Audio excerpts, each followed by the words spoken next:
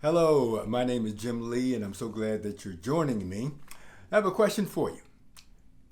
Did you know that the universe has powers? Brian Swim, a professor at California Institute of Integral Studies in San Francisco, he teaches evolutionary cosmology, and he's come out with a DVD series entitled Powers of the Universe. And in this DVD, he describes 10 interwoven powers in our universe. Since we've had, I would call, leaps and bounds in technology, we're able to uncover, I would say, insights into our universe that we didn't know before.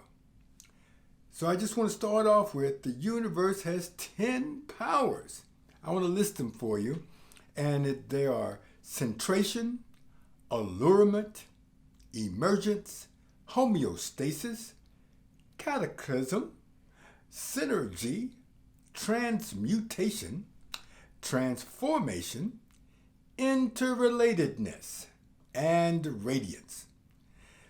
And Brian says in the foundation that everything in this universe has is seamlessness. That's the foundation of the universe. So now, before we get into the powers, as a matter of fact, I won't be able to do all the powers. I'm only going to be able to do one because of time. Each one of them could take 3 or 4 hours in itself. So let's look at, first of all, the universe. I would say the universe is perfect, absolute, immaculate, and impeccable. The universe is precise, and the creator that made it was perfect, absolutely perfect, to the point where science is saying that the accuracy of which the universe was created is 1 in 1 to the 10 power, no, to the 10 to the 123rd power. That's it. The math on this is mind-boggling, as it is 1 in 1 with 137 zeros afterwards.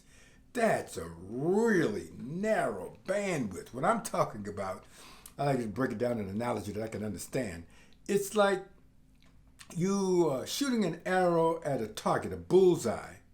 And the bullseye is, I would say, about the size of a pinhead. And the bullseye has another bullseye every 1,000 miles, and it goes for 1,000,000 miles. And then you shoot it through that one narrow bullseye, but it continues and hits every last one of them for 1,000,000 miles, precisely.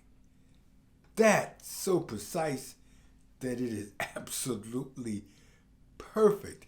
Stephen Hawking says this: if the rate of expansion was 1 second after the Big Bang hadn't been perfect, the universe would have collapsed. So from the point of the Big Bang, or what they call the singularity, the universe came into existence, and it came into existence perfect and in divine order. So we are living in this universe that is absolute, meaning it is whole and complete and does not need anything outside of itself. The other thing, this universe is immaculate, meaning it is flawless. And in the Bible, God created everything, and every time he created something, he said, and this is good. Well, this universe is absolutely immaculate, and it is totally good. Therefore, it can only produce good, because everything in it is good. And this universe is impeccable, meaning There are no mistakes. Nothing is out of alignment. Everything is in alignment with each other. This universe is now, has been, and will always be in the future perfect, absolute, immaculate, and impeccable. Now that is what I'm saying is this foundation, and now we are, I would say we want to know exactly what's going on here. This is something that we're living in and we're not even aware of. And so now, let's go to the next thing here. I would say that Deepak Chopra, he's got this book. It's entitled, You Are the Universe. Discovering Your Cosmic Self is what he's saying. Deepak says, our universe uses the same stuff to make you and me that it uses to make everything else. Everything is ultimately made out of the same substance, particles, and elements. There is a true expression that says, we are stardust. It's the truth. Now, we, in other words, some people say, we do not come into the world, we come out of it because we are made from it. And I want to read you a quote that I really like. And it says this, as human beings, a conglomeration of elements that were forged in billion-degree heat of exploding stars, then scattered through the far reaches of deep space, only to temporarily congeal into the whirling patterns of elements known as you and me. These patterns are recreated instant by instant. In other words, quote the Bible, we are word made flesh.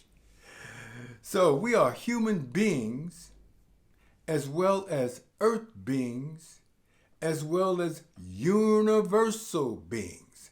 We are created to be in harmony with the earth and the universe, and the universe is in harmony with us, and so is the earth.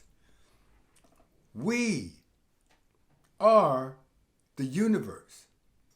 Now, Brian Swim says the foundation of all of this universe and everything that goes on is seamlessness. Wow. Let's take a look at that. The universe is seamless. Now, this is a word that's coming out of quantum physics, and it's called a quantum vacuum. So when we look at an atom, at the center of the atom, there is a very small point called a nucleus. And around it rotates matter called electrons. However, there's plenty of free space. So if you looked at an atom, with everything that's going on, it is 99.9% free space.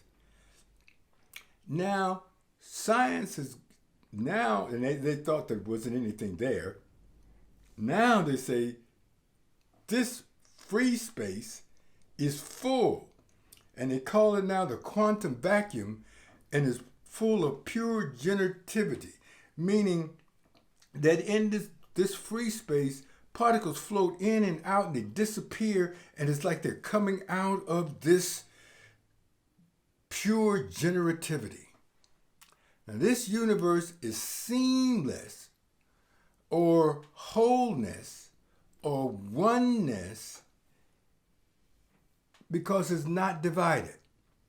Now, I want to give you another quote that I like, and it says this: based upon the scientific evidence, it is no longer possible to avoid the conclusion that our perceived world of separateness and fragmentation is only superimposed on a more fundamental, seamless web of subatomic particles and activity, a vast realm of unbroken wholeness. The universe, as revealed by quantum physics, is intrinsically interconnected. An undivided whole, I want to say that again, an undivided whole that each individual part of the universe can be understood to simultaneously exist with every other part. There is no possibility of a detached. There is no possibility of a detached, self-contained, local existence. We think that everything is isolated and fragmented. That's how our mind's been trained. But science and also the mystics from years ago is saying that, you know what? There's only wholeness. There's only oneness. And a lot of ancients got into a non-dual consciousness. Well, it's true. This universe, science now has proven, it's seamless. It's whole. It's one. So in quantum physics, they have what's called the entanglement theory. When two electrons are connected and then they separate them, they spin and they spin on an opposite direction. One goes this way and the other one goes that. And when they separate them, they still do that. The key that we'll take a look at with entanglement, it could be 1,000,000 miles apart, and when one rotates the other way, the other one stops and it starts rotating in the opposite direction with no signal, with nothing in between. And Einstein didn't particularly care for this because it boggled the mind and it destroyed the concept of nothing can travel faster than the speed of light. Well, it really doesn't, because it's all connected. It's all one. It's seamless. So all the powers come out of this seamlessness. And all these powers have been in existence from the very beginning. So this universe that we're in is absolute, perfect, immaculate, and impeccable. And then I want to add on, it is whole, it's complete, it is one. Now the universe has 10 powers that I spoke about earlier. We're going to look at one of them. And the one that I chose was allurement. I call it, it's the power of love. It's the power of attraction. Allurement is the way the whole universe holds itself together. It binds itself together. It is, I would call it, the fabric of the wholeness, and the oneness is love. Now, it's the power of allurement. It causes gravity. Something happens in this allurement. It brings hydrogen and helium. It came together, and this allurement caused the clouds. And these clouds just came together, and they gave birth to stars, gave birth to galaxies, and it puts everything in its place. Allurement did all of that. So on a spiritual level, you can easily see why I call allurement the power of love that holds everything together. Now this, I want to say now, is a universal story, and it's our story. I want to break it down now in another format, and that is I'd like to take a look at this universe and this universal power as the lover and the beloved. We are the lover of the great beloved, the universe. We have been trained to love God, which is the great lover, love our neighbors, love ourselves. That's the foundation, and we need to do that. And today I'm adding another love opportunity here, and that's allow the great beloved to love us, to have the energy flow back to us and be aware that it's all around us. The great beloved has a passionate desire for us. That is the allurement of the universe. It has a great desire to touch us and to make the divine presence known to us. The key is, can we allow the great beloved to reach us? Can we receive its sacred touch? It is the power of allurement that is saying to us right now, I want you to allow me to love you. Now, this is a little different. So what we're saying, universe, yes, I will allow you. So what I'm inviting us to do is to say yes to allowing ourselves to receive the love and the gifts of the universe. I'm inviting us to say yes, and it's a short version of an affirmation that L.U.T came up with and I like, and it is this: I am in seamless connection with the heart of the universe. It's an affirmation, but also it's the truth and the whole truth. So when we say yes to love, we allow ourselves to be in, first of all, divine order. Right from the Big Bang, we are in harmony with it, with life, and to be in alignment with the pure generativity of all of life. I'm inviting us to say yes and receive the power of this wonderful love. We become a fractal in the universal heart, in this wonderful seamless relationship and connection. We are filled with all that we need, and we are empowered in each moment when we say yes to become a living confirmation that the foundation of everything is love and good. So when we say yes, we commune with oneness itself.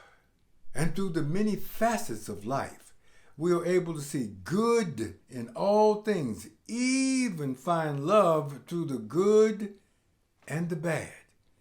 When we say yes to allowing ourselves to be loved, we are living newly after the example of Jesus the Christ. My beloved, we are in seamless connection with the heart of the universe. Feel that, know that. Throughout the day, just say yes and allow life to unfold in a miraculous way, just like it has been doing since the beginning of time. God bless you.